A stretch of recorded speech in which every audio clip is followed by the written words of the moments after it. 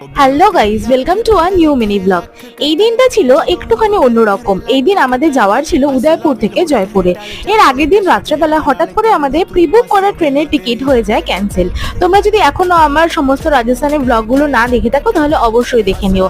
তাই আমাদের একদম রাতারাতি একটা ক্যাব বুক করে নিতে হয়েছিল 450 কিলোমিটার দূরত্বটা কভার করার জন্য, যেখানে আমাদের অনেকটা টাকা এক্সট্রা বেরিয়ে গেছিলো, প্লাস ট্রেনের টাকাটাও ছিল। তাই সকাল থেকে মন ছিল একটু খারাপ, তবে মন খারাপ থাকলেও ভিউটা ছিল জাস্ট দুর্দান্ত। আর একদম আমরা 5:30টার সময় বেরিয়ে গেছিলাম বলে কিচ্ছু খাওয়া হয়নি, রাস্তায় এই ম্যাগিটা খেয়েছিলাম, যেটাও খেতে ছিল জাস্ট জঘন্য।